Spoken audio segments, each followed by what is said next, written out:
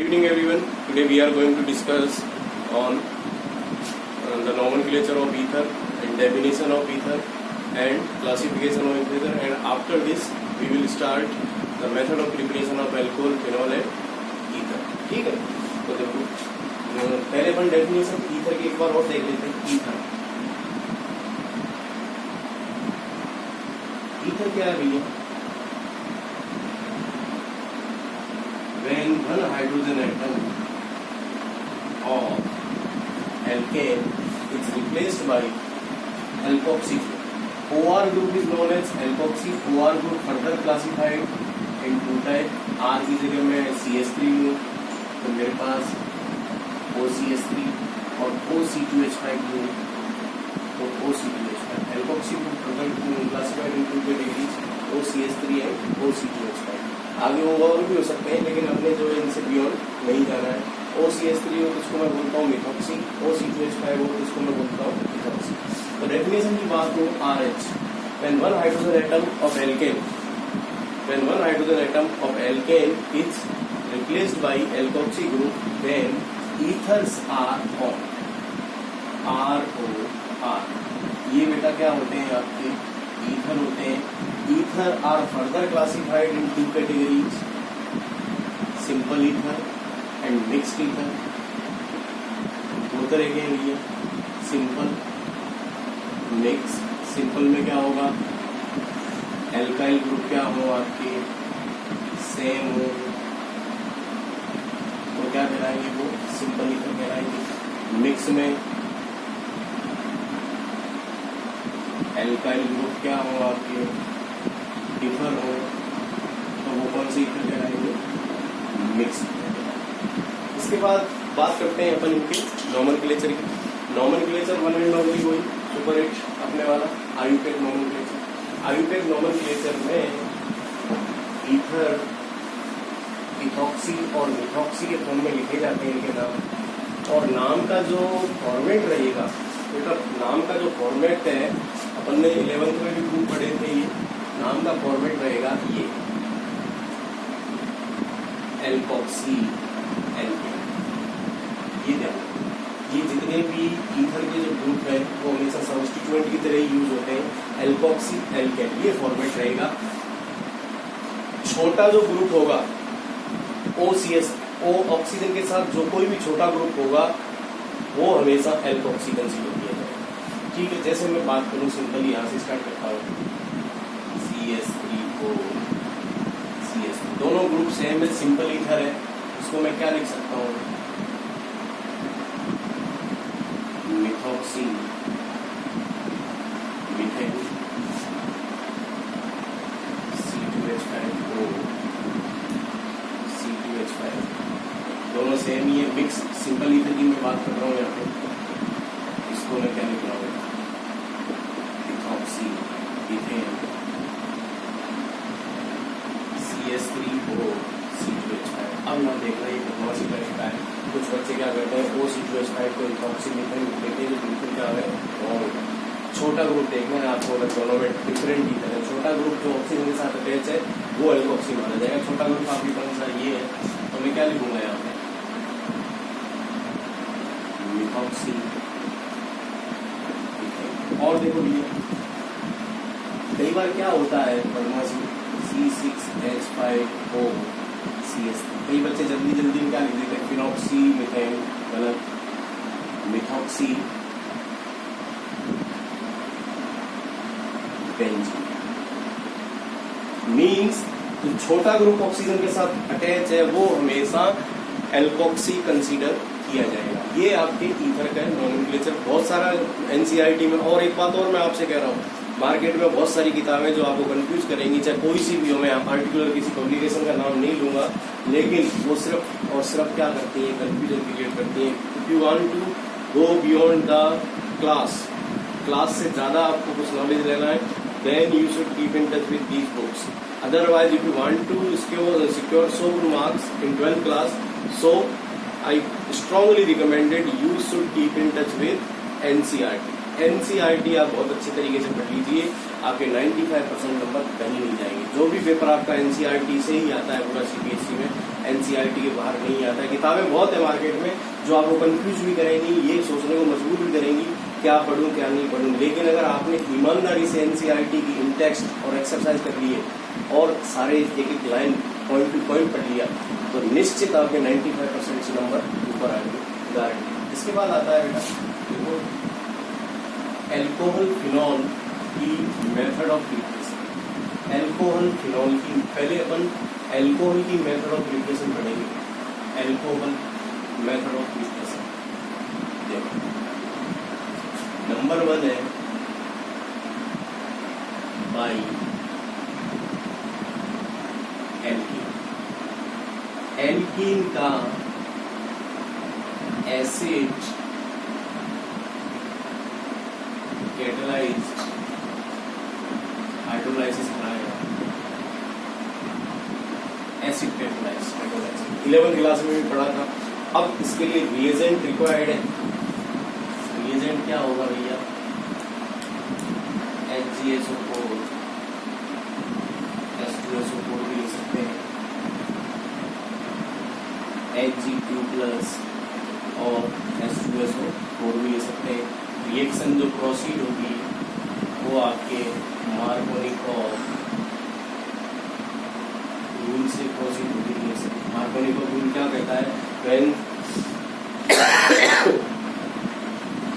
Markovnikov rule 11th में पढ़ा था अपन लोग। मार्कोनिकॉव रूल क्या कहता है कि कोई भी जो नेगेटिव मोइटी है, negative moiety, the negative moiety is always attach on these carbon atom which always has less number of hydrogen atom।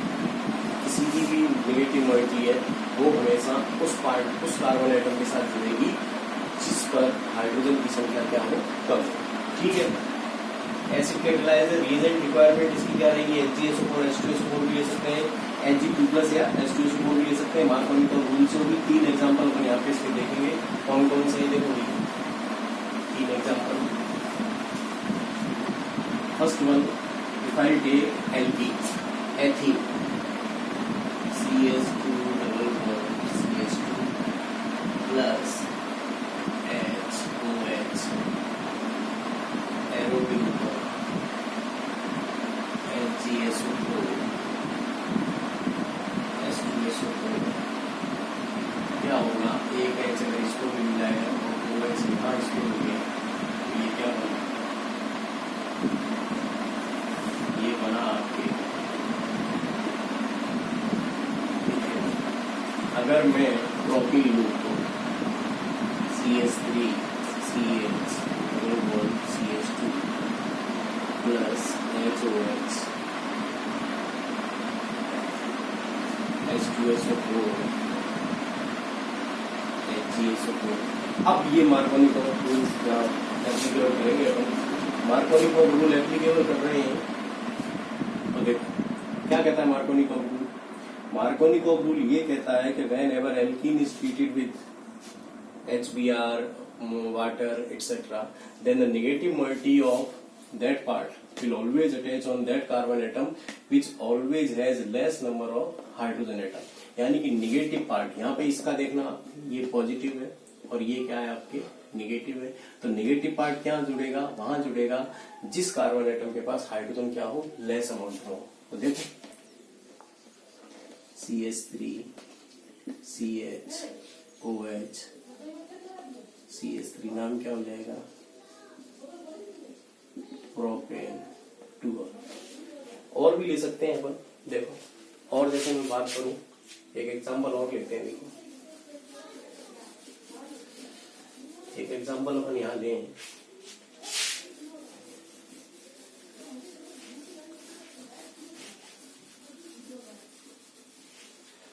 मैं लेता हूं यहाँ पे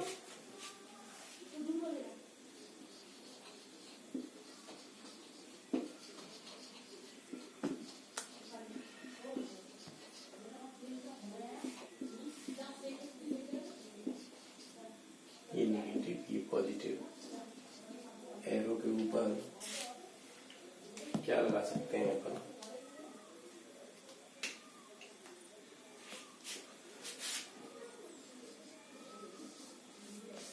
HgSO4 H2SO4 H तो इसको मिला और OH का अटैच हुआ, यहाँ अटैच हुआ, यहाँ अटैच हुआ, प्रोडक्ट आपके क्या आया भैया CH3 CH2 CH2 CH OH CH3 pentane 2 इसका नाम आई पैक में अपन लिखना चाहें तो क्या लिखेंगे पेंटेन 2। ये तो थी फर्स्ट मेथड। दूसरी मेथड है by nucleophilic substitution of halo alkane. मैंने फर्स्ट चैप्टर में भी आपसे कहा था कि सारे चैप्टर एक दूसरे से इंटरलिंक्ड हैं और जो रिएक्शन है आप वहां पढ़ रहे थे, वहां केमिकल प्रॉपर्टीज पढ़ रहे थे, यहाँ method of preparation. Second method है by nucleophilic substitution, bye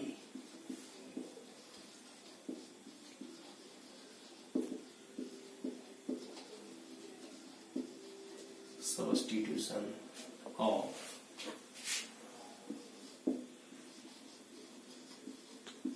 halo alkane. Nucleophilic substitution में एल्कोहलिक KOH जब लेते हैं तो एल्कीन बनती है, लेकिन यहाँ पे अपन को क्या लेना है एक्वस KOH या एक्वस NaOH। देखो RH प्लस NaOH कैसा है भैया NaOH, ये एक्वस है, एल्कोहलिक नहीं लेंगे। हाँ एल्कोहलिक लेंगे तो डीहाइड्रोलाइसिस हो जाएगा, डीहाइड्रोहेलोजिनेशन हो जाएगा सॉरी। और यहाँ एक्वस NaOH लिया है, क्या बना भैया ROH प्लस NaX। R आपके ऊपर है, it is totally up to you, either it may be CH3 और C2H5। आप इन दोनों को लेके रिएक्शन लिख लेना भैया अपने कॉपी में। तीसरी जो मेथड है एल्कीन से ही है, एल्कीन का हाइड्रोबोरेनेशन ऑक्सीडेशन। हाइड्रोबोरेनेशन यानी कि एल्कीन की रिएक्शन BH3 के साथ। When alkene is treated with BH3, when trialkyl borane is formed, and this trialkyl borane is further treated with hydrogen peroxide, then it will form alcohol। कैसे होगी देखो, alkene लिया अपन ने, देखो CH2 से स्टार्ट कर रहा हूं, दो रिएक्शन लिखेंगे यहाँ पे BH3, एक H अगर ये यहां से इसको दे दे तो ये क्या हो जाएगा भैया CH3 CH2 BH2। ठीक है, अब BH2 में दो हाइड्रोजन है, एक CH2 मॉलिक्यूल और ले ले यहाँ पे फर्दर, एक वापस इसको मिले तो ये क्या हो गया CH3 CH2 BH का ट्वाइस, दो हो गए, एक BH एक और रिप्लेस करना है अपन को तो एक और ले लेते हैं भैया एल्कीन। अब देख लो CH3 CH2 3B, इसका नाम ट्राईइथाइल बोरेन। ट्राईइथाइल बोरेन कैसे बना, पहले एक मॉलिक्यूल लिया था BH3 का, BH2 रह गया, वापस एक मॉलिक्यूल और लिया डाई बोरेन हाइड्राइड रह गया, ठीक है डाई बना, उसके बाद वापस एक और लिया तो ट्राईइथाइल बोरेन। ठीक है, अब इस ट्राईइथाइल बोरेन का H2O2 से रिएक्शन कराएं अपन, कैसे कराएंगे देखो, H2O2 से अपन रिएक्शन कराएं ट्राई बोरेन का। लिखने का तरीका आप इस तरह से रखना CH3 CH2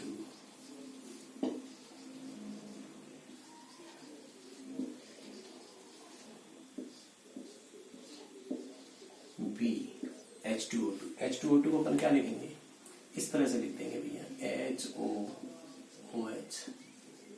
HOOH HOOH, इस तरह से लिख दिए H2O2। अब देखो एल्कोहल कहां से मिल सकता है आपको, एल्कोहल देखो ये इतना इथाइल ग्रुप मैंने उठाया यहाँ से और इसको उठाकर क्या कर दिया, इसके साथ अटैच कर दिया। अटैच करूंगा तो मेरे पास क्या बनेगा 3CH3 CH2OH ethanol plus H3BO3। ठीक है, ये 2 कार्बन एटम का था। 3 कार्बन एटम का भी अपन ले सकते हैं इसी तरह से। 3 कार्बन एटम का एक और लिखें अपन, देखो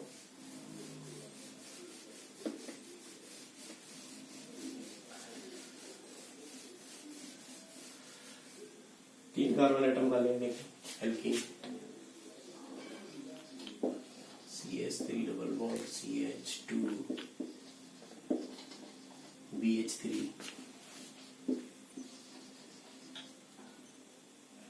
CH3 CH2 CH2 BH2, एक प्रोपीन और ले लेते हैं क्योंकि हाइड्रोजन 2 है, दोनों तीनों को रिप्लेस करवाना है अपन को, तभी तो ट्राई एल्काइल बोरेन मिलेगा अपन को। तो ट्राई एल्काइल बोरेन के लिए क्या कर रहे हैं बारी बारी, एक बार और यहाँ पे CH3 CH2 CH2 3 2B और H, एक प्रोपीन और ले लेते हैं,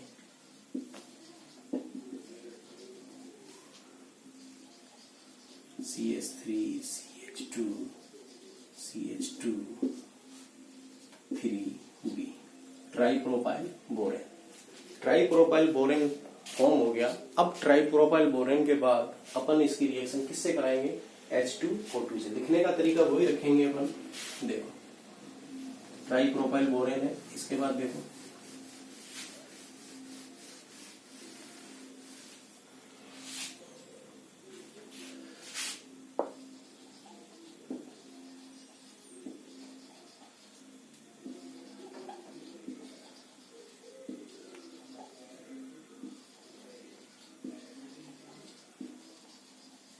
ट्राइप्रोपाइल बोरेन लिख दिया अपन ने, ठीक है। और हाइड्रोजन पेरोक्साइड को इसी तरह से लिखेंगे अपन।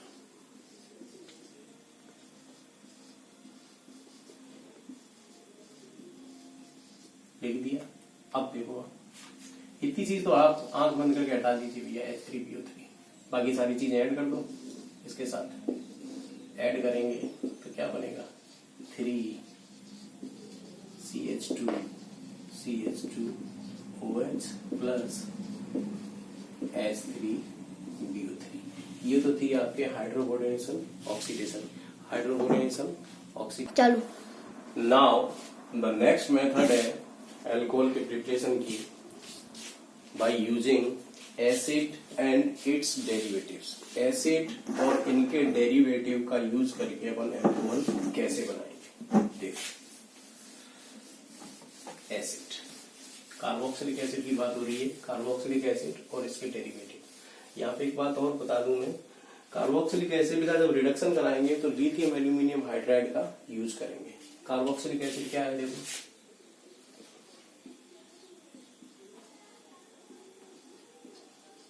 ठीक है, इस तरह से RCOOH plus H plus H। रटने के लिए आप सीधा लग सकते हो RCOOH प्लस 4H2, लेकिन अपन को रटना है ही नहीं, अपन को देखना रिएक्शन प्रोसेस किस तरह से हो रही है। लिखने का तरीका आप ये रखो, एरो, एरो के ऊपर अपन क्या लिख रहे हैं भैया, लिथियम एल्यूमिनियम हाइड्राइड। अब यहां देखना आप, इतनी चीज में अलग कर दूं, H2O अलग हो गया तो माइनस क्या लिख दूंगा यहाँ पे, H2O। अब देखो R CH2OH, R CH2OH alcohol बना। R इजिकल टू आपको जो रिएक्शन लिखनी है CH3 और C2H5 से, ये आपको रिएक्शन लिखनी है। इसके बाद नेक्स्ट है दूसरी, इसी में एसिड क्लोराइड्स। एसिड क्लोराइड की रिएक्शन कराएं,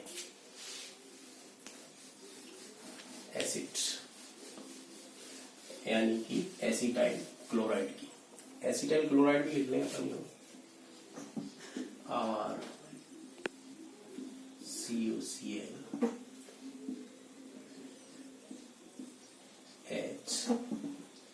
लिखने का तरीका आप यही रखोगे। और लिथियम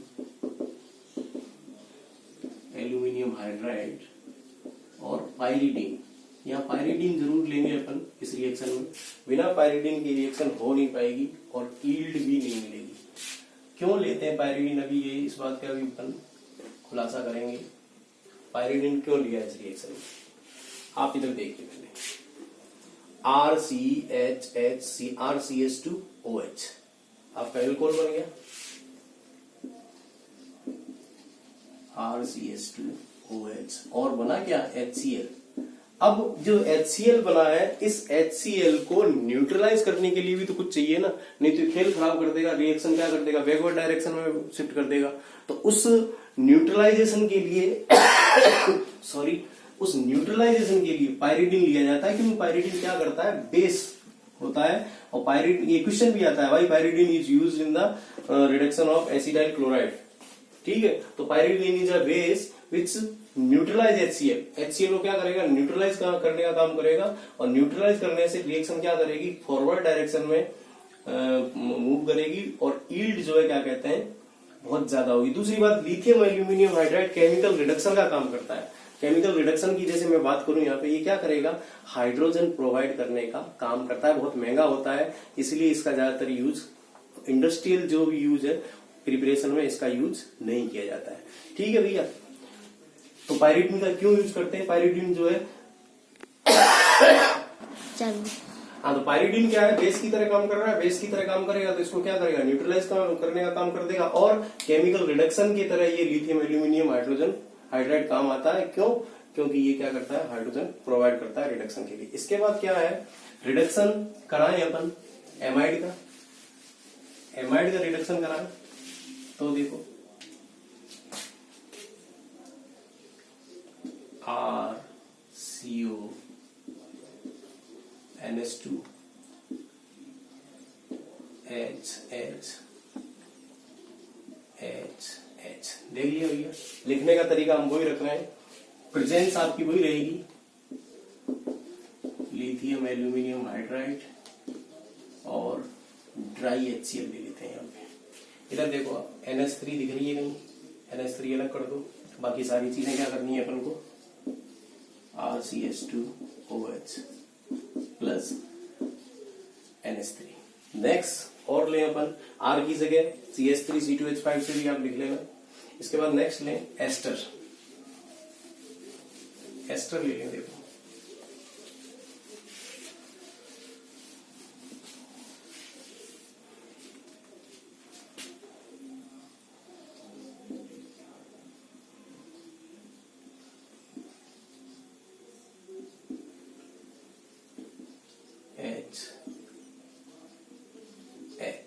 देखना भैया, यहां दो एल्कोहल मिलेंगे आपको, दिख रहे होंगे, एस्टर का प्रेजेंस लिथियम एल्यूमिनियम हाइड्राइड।